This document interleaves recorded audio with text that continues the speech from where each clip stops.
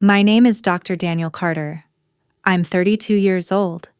And 5 years ago, my own parents threw me out of the house because of a lie my sister told. Tonight, I was the doctor standing in the emergency room when they rushed her in. And the moment she saw my face above the surgical mask, she knew the past had finally caught up with her. 5 years earlier, I had been standing in the living room of my parents' house while my mother cried, and my father looked at me like I was a stranger. "Tell us the truth," my father said. "I already did," I replied. But my sister Emily was standing behind them, shaking her head while tears rolled down her cheeks. "He's lying," she said. That single sentence destroyed my entire life. According to Emily, several $1,000s had disappeared from my parents' savings account. Money they had been setting aside for years. And somehow, she claimed, I was the one who took it. "I saw him near the safe," she told them. "He must have taken it." I stared at her in disbelief. "That's insane," I said. "I would never steal from you." But my sister cried harder. "Why would I lie about this?" My parents didn't even hesitate. My father slammed his hand on the table. "You've always been irresponsible," he said. "But I never thought you would steal from your own family." I felt like the air had been knocked out of my chest. "I didn't take anything," I said again. But the more I defended myself, the worse it became. My mother covered her face. "How could you do this to us?" Emily sobbed behind her. "I didn't want to say anything," she said. But someone had to tell the truth. That was the moment I realized something terrifying. They had already made up their minds. Nothing I said would change it. My father pointed toward the door. "Pack your things." I froze. "What?"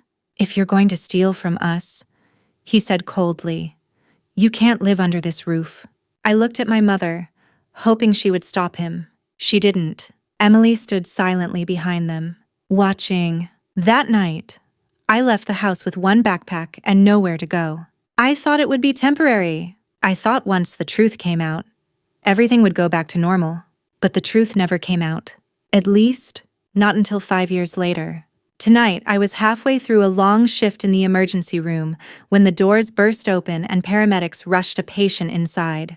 "Female, mid-20s, one of them said quickly. "Internal bleeding from a car accident." I grabbed the chart as they rolled the stretcher past me. Then I looked down at the name, and my entire body went still. Emily Carter, my sister. The same sister who destroyed my life 5 years ago. The nurse pulled back the curtain, and when Emily opened her eyes and saw me standing there in a doctor's coat, her face turned completely white. For a moment in the emergency room, Emily and I simply stared at each other. Her face was pale, her hair matted with blood from a cut above her forehead. One arm lay twisted against the stretcher while the paramedics rushed around us, connecting monitors and checking her vitals. But none of that seemed to matter to her, because the moment she recognized me behind the surgical mask, her eyes widened with pure shock. "Daniel," she whispered. My name sounded strange coming from her mouth after 5 years. I forced my expression to remain calm. "Let's get her into trauma room 2, I told the nurses. They pushed the stretcher forward while I followed beside it, quickly scanning the chart the paramedics handed me. "Car accident. Driver side impact," one of them explained. "Blood pressure dropping. Possible internal bleeding." I nodded. "Prep for CT and blood work, professionally." My mind shifted into the routine I had trained for over years of medical school and residency. But somewhere deeper inside me, another part of my brain had already started replaying the night my life fell apart. 5 years earlier, the night Emily destroyed everything. It started with a phone call from my mother. "Daniel, come home right now." Her voice sounded strange, tense. When I arrived at the house, both my parents were waiting in the living room. Emily sat on the couch with her face buried in her hands. My father stood near the window with his arms crossed. "What's going on?" I asked. No one answered immediately. Then my father spoke. "Money is missing from the safe." I frowned. "What money?" "The savings," my mother said quietly. My parents kept several $1,000s in cash locked in a small safe in their bedroom. It was money they rarely touched. My father looked directly at me. "And Emily says she saw you near the safe yesterday." I turned toward her. Emily lifted her head slowly, Her eyes were red, like she had been crying for hours. "I didn't want to say anything," she said softly, "but I couldn't keep it a secret." The words hit me like a slap. "What are you talking about?" "You were in Mom and Dad's room yesterday afternoon," she said. "I saw you." "Yes," I replied immediately. "I was looking for Dad's tax documents." But Emily shook her head. "And now the money is gone."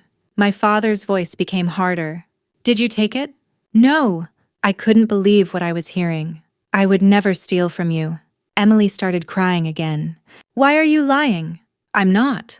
She turned to my parents. "I saw him standing near the safe," she insisted. "He must have taken it." The room felt like it was closing in around me. "That's insane," I said. But my father's expression had already changed. Disappointment, anger. "You've always had trouble managing money," he said. "But stealing from us?" My chest tightened. "I didn't take anything," but the more I tried to explain, the more it seemed like I was digging a deeper hole. Emily kept crying. My mother looked heartbroken. My father looked furious. And suddenly the truth hit me. They believed her. Completely. Finally, my father pointed toward the hallway. "Pack your things." I stared at him. "You're serious?" "If you're going to lie and steal," he said coldly, "you're not staying in this house." I looked at my mother. "Mom, you know I wouldn't do this." She looked away. Emily sat quietly on the couch, watching everything. That was the moment I realized something I would never forget. My sister wasn't just accusing me. She was letting it happen, and she wasn't going to stop it. An hour later, I walked out of that house with one backpack. No money, no explanation, no family. And the last thing I saw before the door closed behind me was Emily standing in the hallway, watching. Back in the emergency room, a machine beeped sharply. Emily groaned in pain on the hospital bed. "Daniel," she whispered again. For 5 years, my sister had never tried to contact me. Not once. But now she was lying in my trauma room, bleeding and terrified. And for the first time since that night, the two of us were face to face again. Emily was rushed past me toward the CT scanner while the nurses prepared the next round of tests. "Possible internal bleeding," one of them said. "Blood pressure is still unstable." I nodded and gave quick instructions, keeping my voice calm and professional. But inside my mind, the past was flooding back stronger than ever, because seeing my sister again forced me to remember what happened after I walked out of that house 5 years ago. The truth was, I had nothing. No savings, no family support, no place to stay. That first night, I slept on the couch in a tiny apartment belonging to a friend from college. I still remember how embarrassed I felt asking him for help. "What happened?" he asked. "My family thinks I stole money from them." He stared at me for a moment. "You?" "Yeah." "And they kicked you out?" I nodded. He shook his head slowly. "That doesn't sound like you at all." But it didn't matter what he believed. The only people whose opinions mattered had already decided I was guilty. For the next several months, my life became a constant struggle just to survive. During the day, I attended medical school classes. At night, I worked part-time jobs to cover rent and food. I washed dishes in a restaurant. I delivered food. Sometimes I studied anatomy textbooks during breaks between shifts. There were nights I barely slept 2 hours. But giving up was never an option. Because if I failed, then everything my sister had done to me would become permanent. Every time I felt exhausted, I remembered the look on my father's face the night he told me to leave. The disappointment, the anger, the certainty that I had betrayed them. And that memory pushed me forward.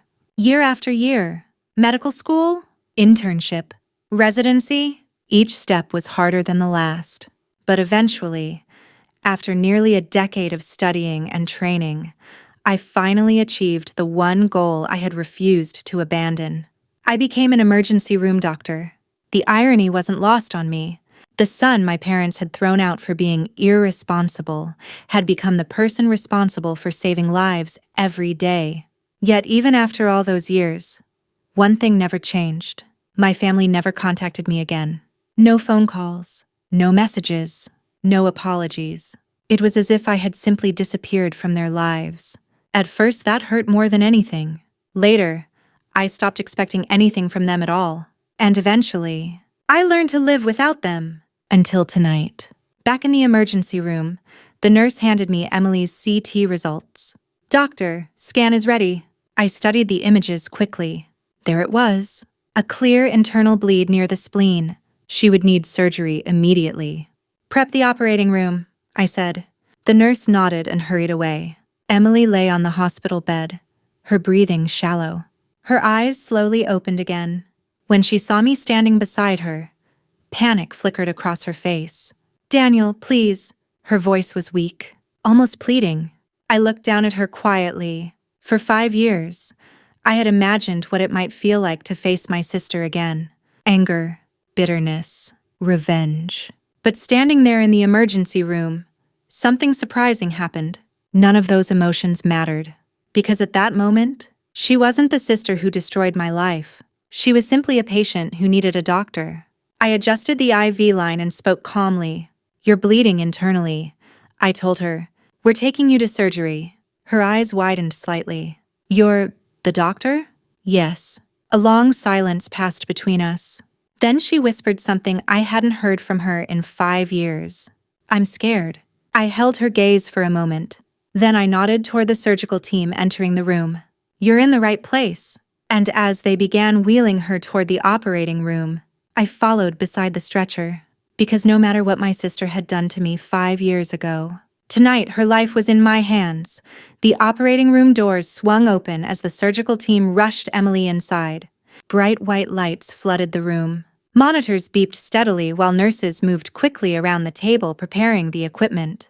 I scrubbed my hands at the sink, forcing my mind to focus on the procedure ahead. Inside that room, there was no space for old memories, no room for anger, no room for revenge. Only one rule mattered: save the patient. Even if that patient was the sister who had destroyed my life. A nurse helped position Emily on the operating table. Her breathing had become weaker, and the monitor beside her showed her blood pressure dropping again. "Doctor, pressure is falling," the anesthesiologist said. "We don't have much time." "I know," I replied. The CT scan had already confirmed the problem. The car accident had caused a rupture near her spleen. Internal bleeding was slowly filling her abdomen. Without surgery, she wouldn't survive the night. I stepped closer to the table. Emily's eyes fluttered open again just before the anesthetic took effect. For a second, our eyes met. Fear filled her face. "Daniel," she whispered weakly. I didn't respond. Instead, I gently placed the oxygen mask over her mouth as the anesthesiologist prepared the medication. "You're going to sleep now," he told her. Within seconds, her body relaxed as the anesthesia took hold. The room shifted instantly into focused silence. "Suction," I said. A nurse placed the instrument in my hand. "Scalpel." The surgery began. For the next 2 hours, everything else in the world disappeared. There was only the rhythm of the monitors, the bright lights above us, and the steady concentration required to stop the bleeding. Blood pooled inside the surgical field as we worked quickly to repair the damaged tissue.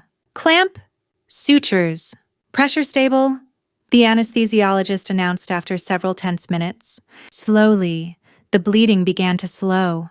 Then finally, "Stop." A quiet wave of relief moved through the room. I stepped back slightly and exhaled for the first time in what felt like hours. "She's going to make it," the anesthesiologist said. The nurses began closing the incision while the monitors returned to a steady rhythm. The danger had passed. The surgery was over, and despite everything that had happened between us, I had just saved my sister's life. Later that night, Emily was moved to a recovery room. The hospital hallway was quiet when I stepped outside to remove my gloves and mask. But as I turned the corner, I saw 2 familiar faces sitting in the waiting area. My parents. 5 years had passed since the last time I saw them. Yet I recognized them immediately. My mother looked older, her hair streaked with more gray than I remembered. My father's shoulders seemed heavier, his expression tense as he stared at the floor. They hadn't noticed me yet. A nurse walked over to them. "The surgery is finished," she said gently. My mother stood up quickly. "Is she okay?" "Yes." The doctor was able to stop the bleeding. Relief washed across their faces. "Can we see her?" my father asked. In a little while, the nurse replied. But first, the doctor will speak with you. My parents nodded. Then the nurse turned and gestured toward me. The doctor is right here. My mother turned first. Then my father. The moment they recognized me, both of them froze. Shock spread across their faces. My father blinked several times like he couldn't believe what he was seeing. Daniel? For 5 years they had believed I was a thief. A disappointment. The son they threw out of their house. And now I was standing in front of them wearing a doctor's coat, holding the chart of the daughter who had destroyed my life. The silence between us felt impossibly heavy. Finally, I spoke. The surgery was successful, I said calmly. She's stable now. Neither of them responded immediately. They were still staring at me like they were trying to understand how this moment was even possible. 5 years earlier, they had closed their door on me. Tonight, their daughter was alive because of the son they threw away. For a long moment, no one spoke. My parents just stared at me in the hospital hallway as if they were looking at a ghost. 5 years earlier, the last time they saw me, I had been standing in the doorway of their house with a backpack on my shoulder.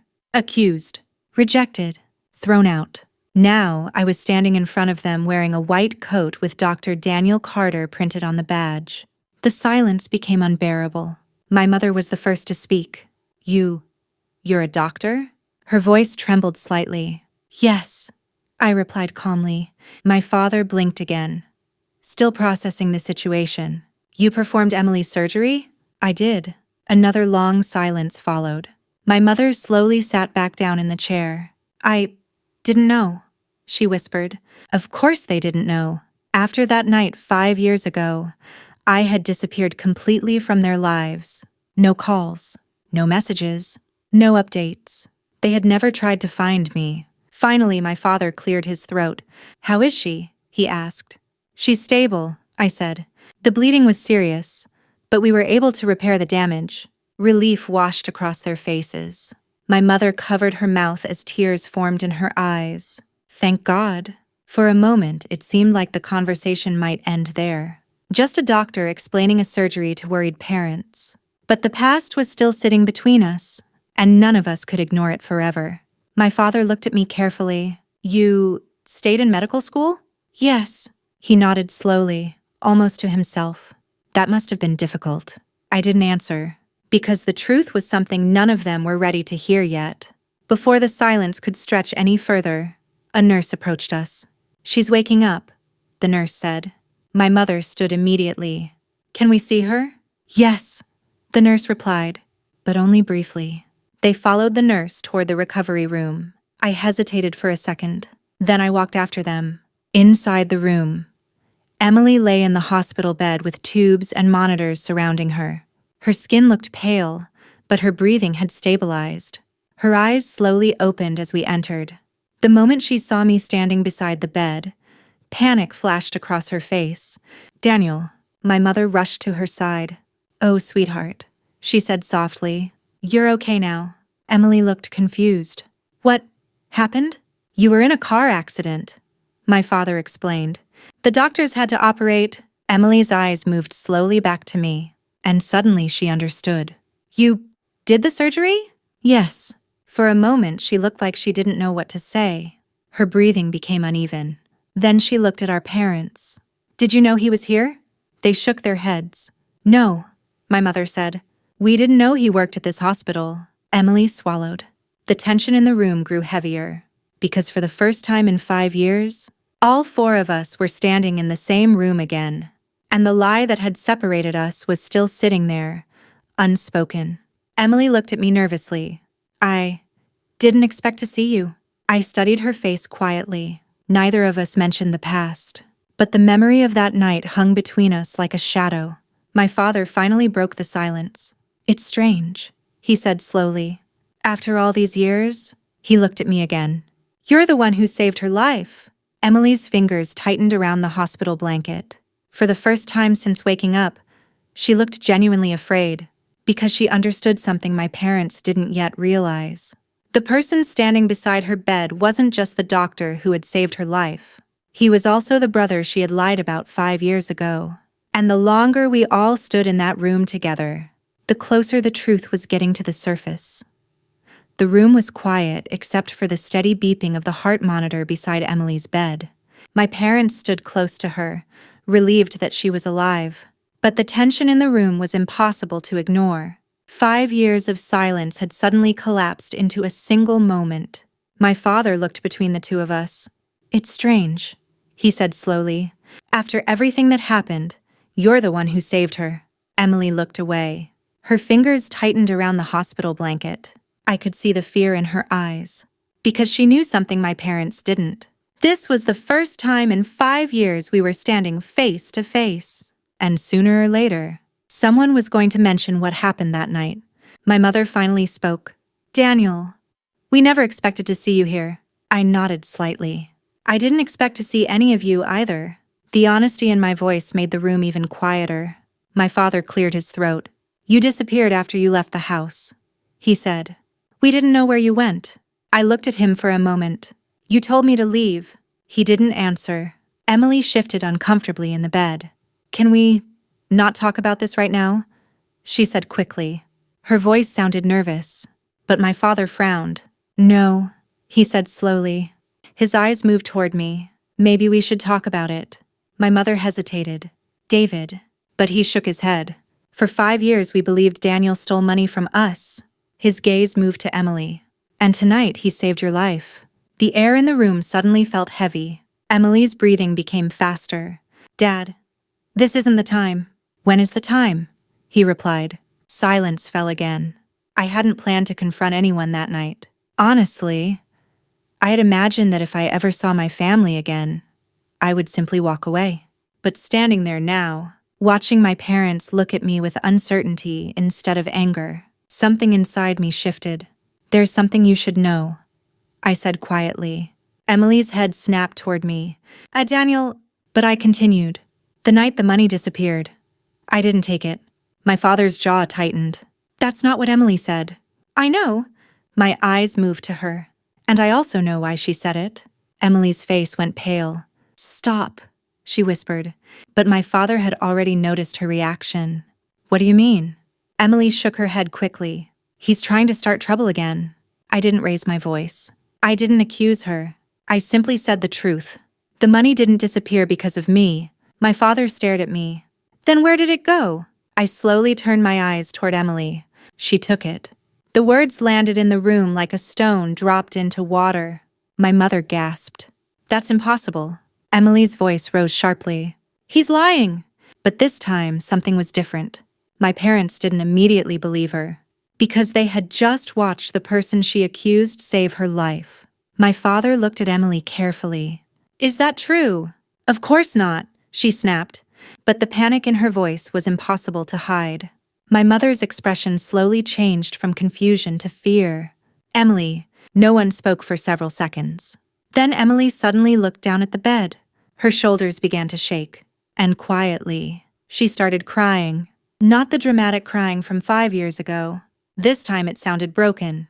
"I didn't mean for it to go that far," she whispered. The room froze. My father's voice was barely audible. "What did you do?" Emily wiped her face with trembling hands. "I borrowed the money," she said. My mother looked stunned. "Borrowed?" "I was in debt," Emily admitted. "I thought I could pay it back before anyone noticed." My father's face darkened. "So you blamed your brother instead?" Emily didn't answer, because she didn't need to. The truth was already sitting in the room. For 5 years, my parents had believed I betrayed them. But now, they were finally hearing the real story. No one spoke after Emily admitted it. The quiet in the hospital room felt heavier than anything that had happened that night. My mother looked like the ground had disappeared beneath her feet. "You took the money?" she asked slowly. Emily nodded weakly, tears running down the sides of her face. "I was in debt," she whispered. "I thought I could replace it before anyone found out." My father's expression hardened. "So instead you blamed your brother?" Emily closed her eyes. I panicked. The words sounded small, fragile, but they carried 5 years of damage behind them.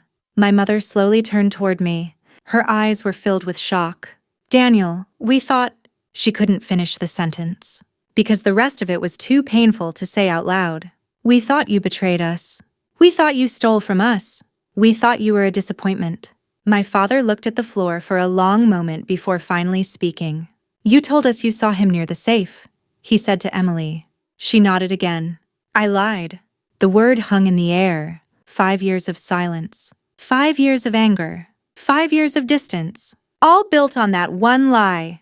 My mother suddenly covered her face with both hands. Oh my God. My father didn't move.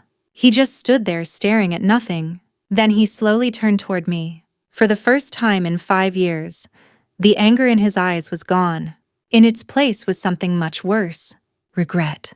We threw you out, he said quietly. Yes, I replied. The honesty of the answer seemed to hit him harder than any accusation could have. We should have listened to you, my mother whispered.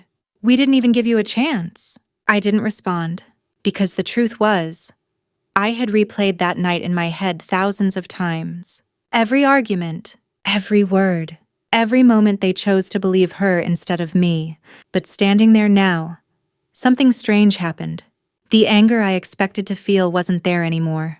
Maybe 5 years was enough time for some wounds to turn into scars instead of open cuts. My father finally spoke again. I'm sorry, it was the first apology I had heard from him in my entire life. But it came 5 years too late.